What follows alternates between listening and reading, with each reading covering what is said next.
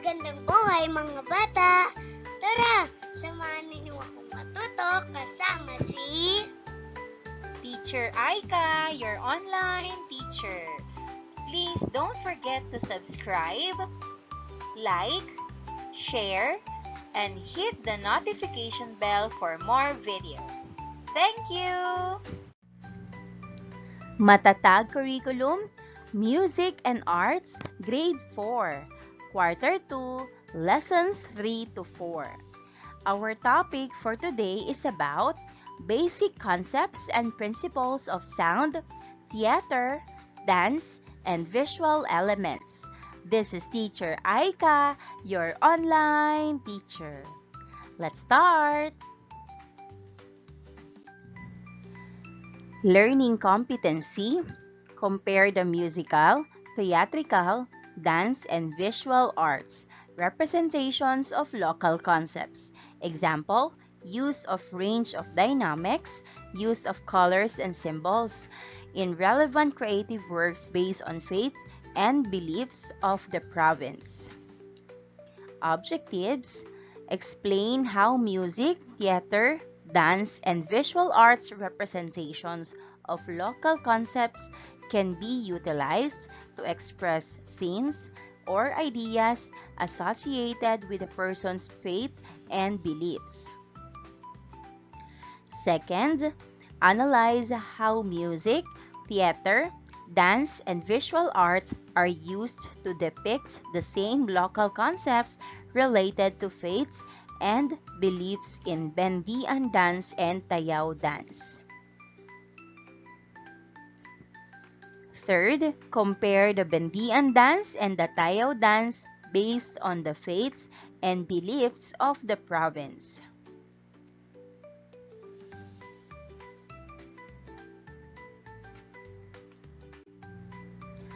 For our contents, first, basic concepts and principles of sound, theater, dance, and visual elements.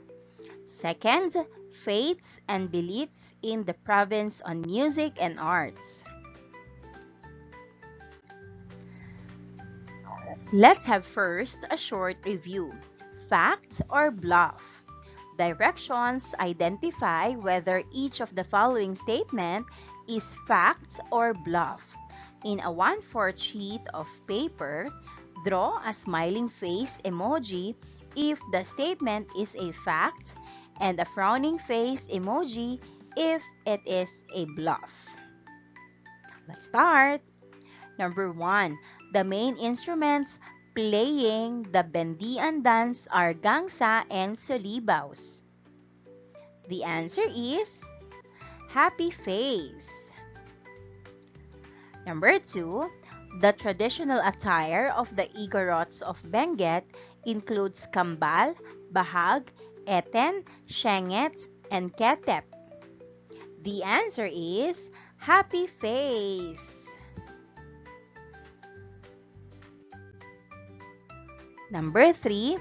In Bendian dance, only the elderly men and women can participate. The answer is sad face. Number 4. Bendian is performed to celebrate a bountiful harvest only.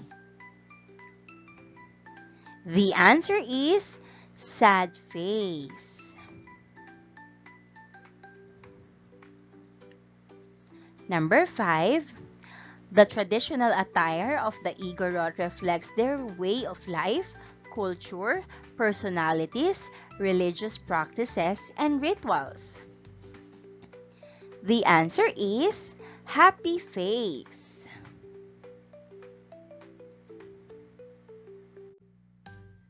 Let the learners stand and sing an action song entitled Nosik Ayan Naragsak, the Cancanese version of Kung Ikaw Ay Masaya. Enjoy, kids!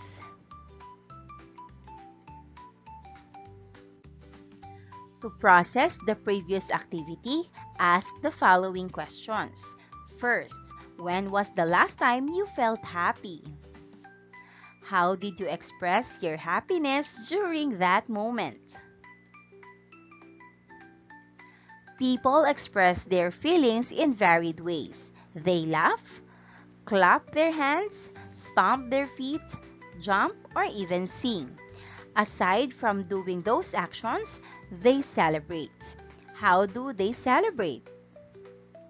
Share your answer to your classmates. Do you also sing and play musical instruments? Or do you dance?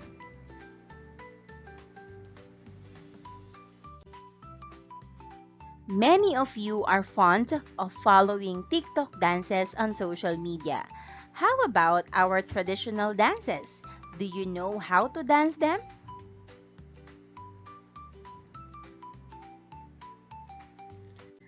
Unlocking content, vocabulary, decode me, directions, decode the following numbers into letters or a word. Write your answers on your answer sheets or worksheets. Use the chart below as your guide. Note that each number represents a letter. For example, 1 represents A, 2 represents B, 3 represents C, and 4 represents D, and so on. Now, let's have an example. 4, 1, 14, 3, and 5 is equivalent to the word dance.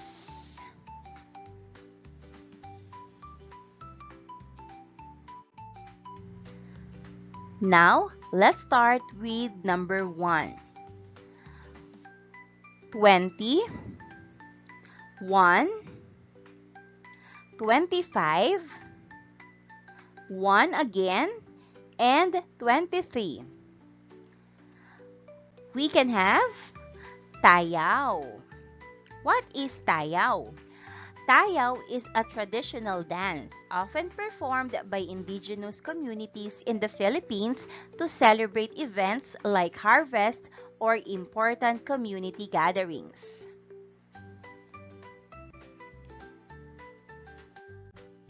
Number 2, we have 2, 5,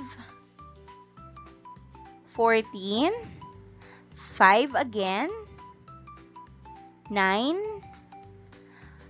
where's 9? 9, 1, and 14. We can have Bendian.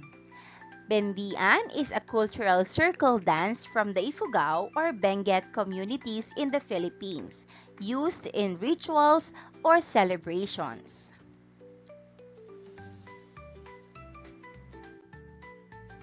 Number 3, we have 6, 1, 9, 20, and 8. What's that? We have faith. Faith, strong belief or trust in something, especially in a spiritual or religious context. Number 4, we have 6, 1, 9, 20, and 8. With that, we can have belief. The acceptance that something is true, often linked to spiritual, religious, or personal convictions.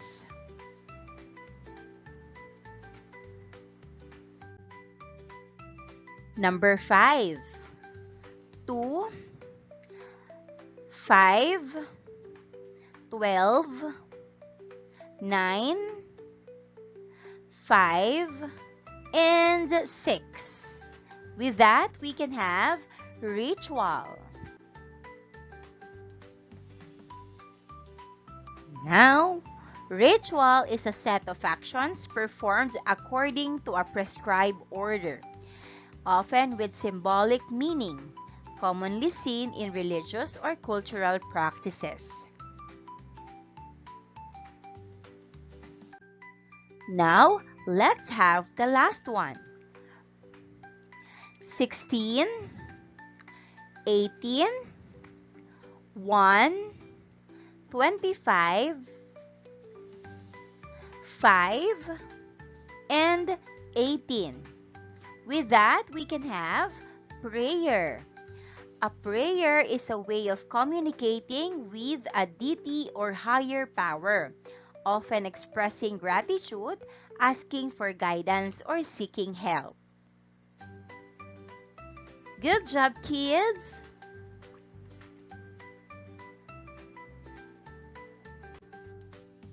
Now, let's talk about the Adivay Festival. The Adivay Festival is an annual cultural celebration in the province of Benguet, Philippines. Adivay means gathering or something together in the local dialect, and the festival highlights the rich cultural heritage, traditions, and agricultural practices of the Benguet people. It typically includes street dances, cultural representations, trade fairs, and Thanksgiving rituals. The festival is held every November in conjunction with the province's foundation anniversary.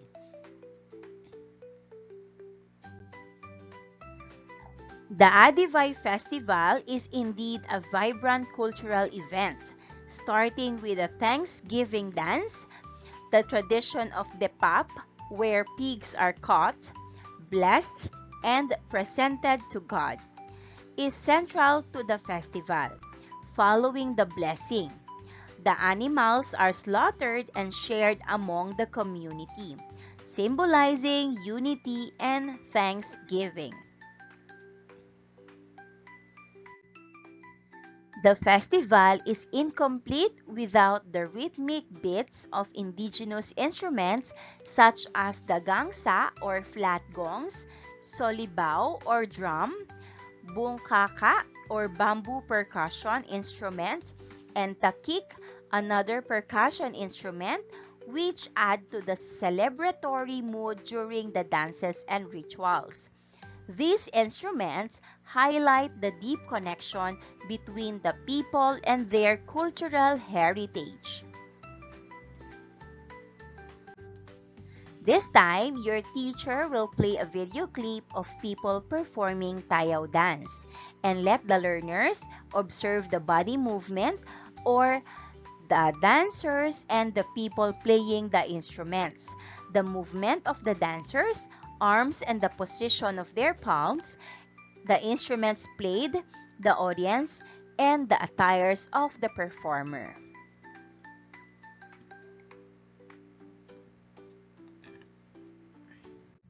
Next, we also have the Tayaw dance.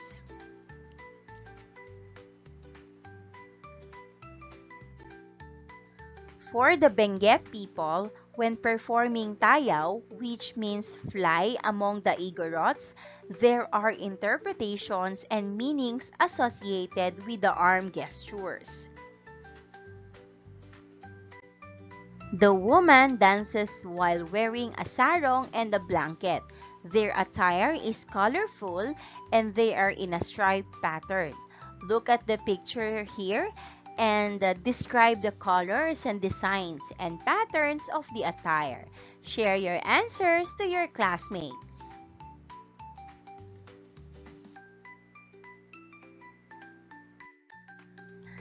Now, let's have the meaning of the gestures or the steps of their dance. First, being able to spread one's arms like an eagle signifies freedom and independence. Second, palms up on hands represents gratitude to Kabunyan. Third, lowering one's arms to show reverence for deceased ancestors is symbolic. Fourth, Fingers pressed together represent unity and harmonious relationships.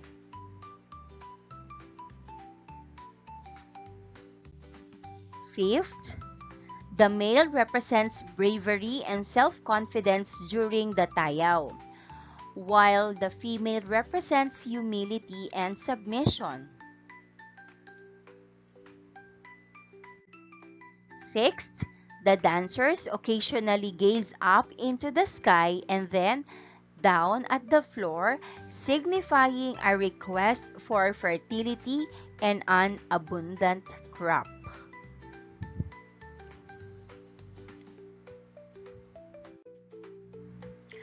There are many, but there are 4 pairs of dancers and 5 instrumentalists, 2 gong players, 2 solibaw players, and 1 takik player.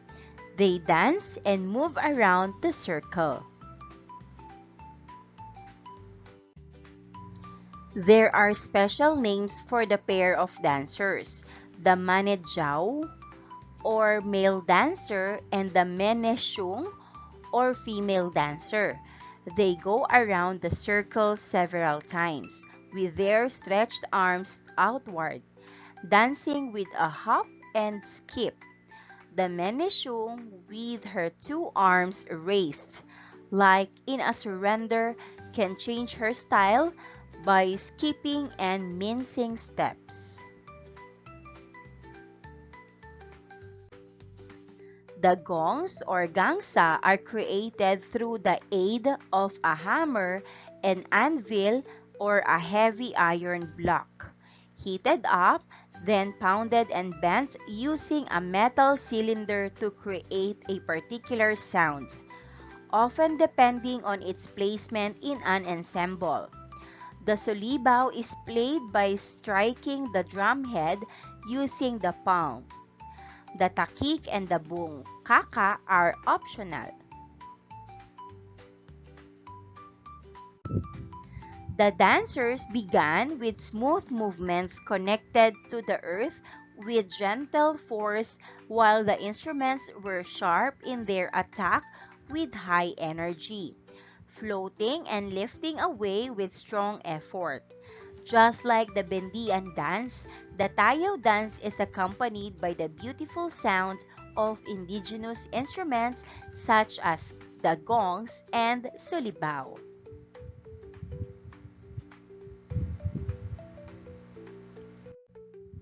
Now, let's talk about utilization of music, theater, dance, and visual arts representations in expressing themes or ideals associated with a person's faith and beliefs. Activity number 1, sound and movement. Play audio of Bendian and Tayaw music separately. Request learners to move freely to the music, and ask the learners about their experience and how did they come up with that movement.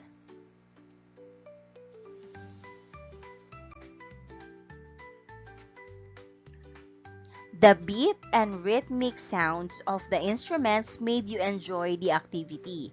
More than anything else, percussion controls the mood in addition to vocals. Like the Bendian dance, the Tayaw dance is accompanied by the lovely sound and volume of native instruments like the solibaw and gangsa.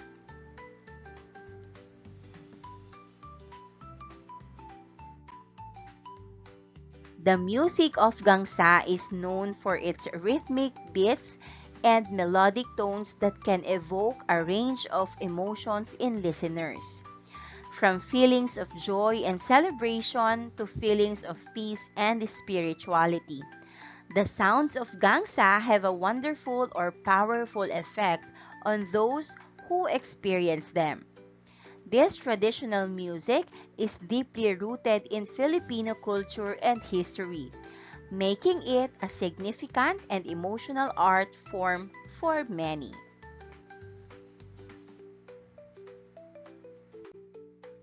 Solibaw music's rhythmic beats create a lively atmosphere. transporting listeners to joy and celebration, making it impossible to resist stopping your feet and moving to the music.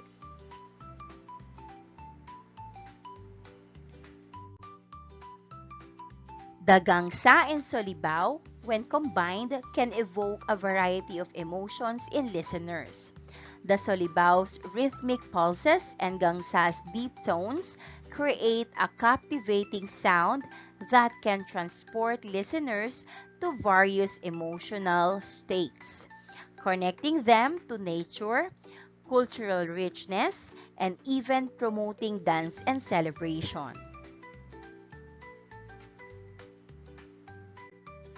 Now, let's go on with analysis of music, theater, dance, and visual art related to faiths and beliefs in Bendian dance and Tayaw dance.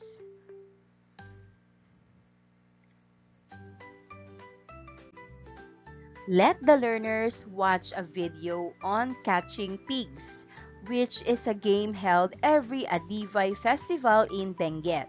As they watch, let them observe the following: the sound and movement of the pigs and the catchers.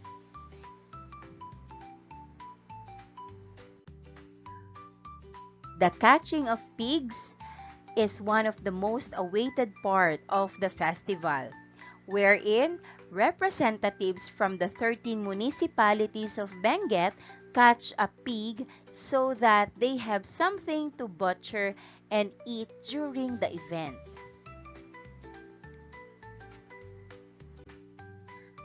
In Benguet, events such as the piercing scream of a pig, the distribution of what on Igorot feast, the sound of gongs, and the merry-making of people, how they respond usually communicate their religious beliefs, customs, and values.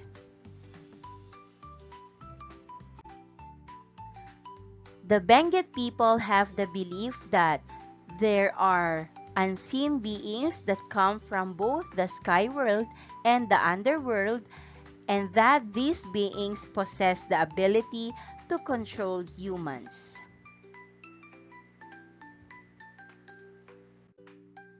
These spirits are said to be deadly and manipulable by humans, even though they are unseen. By doing this, people try to gain the spirits' favor and become friends with them.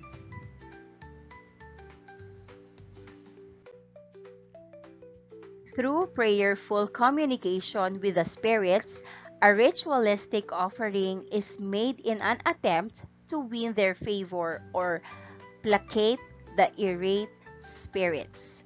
The spirits grant prosperity and good health to the celebrant in return for the gifts they have received, and the placated spirits will stop spreading illness.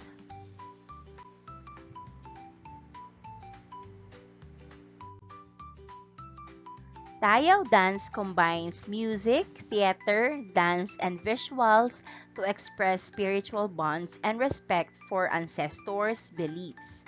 It uses ritualistic movements, symbolism, and storytelling to convey cultural relevance, incorporating rhythmic drumming, chanting, and mythological creatures.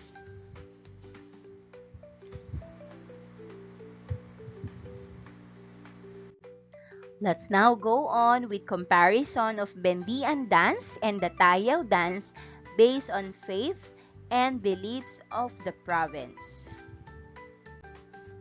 This time, divide the class into 4 groups. Identify the symbols or patterns in the costumes and movements and discuss its symbolism. Do this in your worksheet.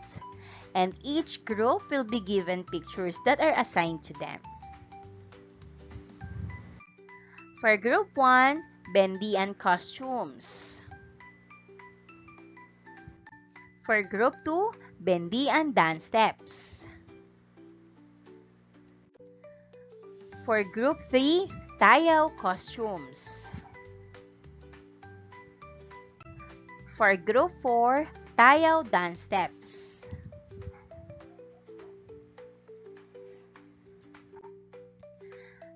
Identify the symbols or patterns in the costume and movements assigned to you and discuss their symbolism, and do this on your worksheet.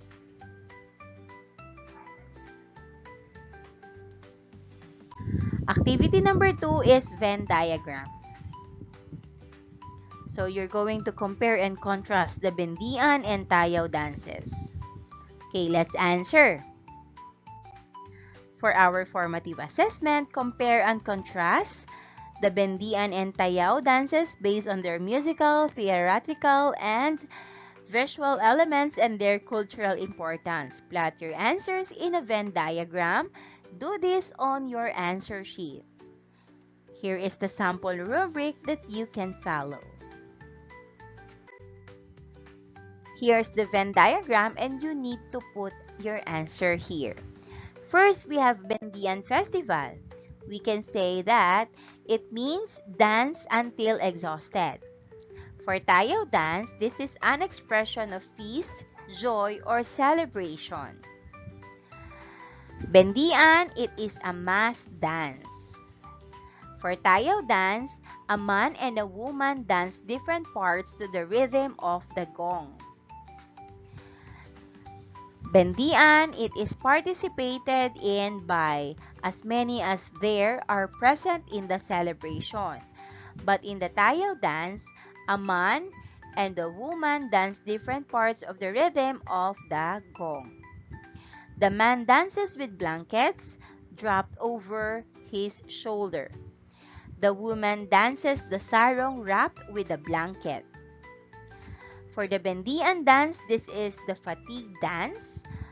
While the Tayaw dance, movement of the arms while performing Tayaw for the Benguet people have meanings or interpretations. For the Bendian, the word Bendian or Binendian means let us see who gets tired.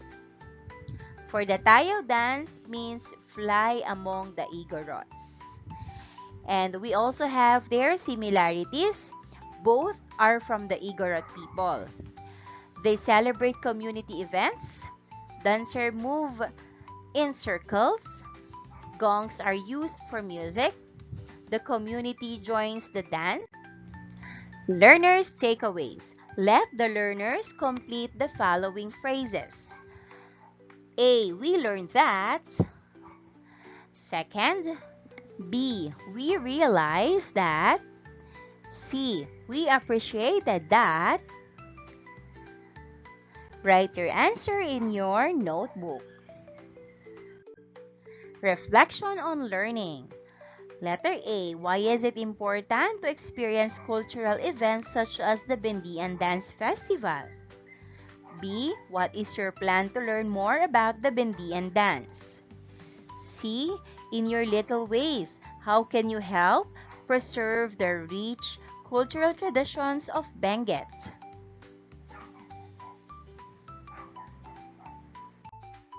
And that wraps up today's lesson. If you enjoyed this video and want to see more content like this, don't forget to hit the subscribe button and ring the bell so you never miss an update. Thanks for tuning in.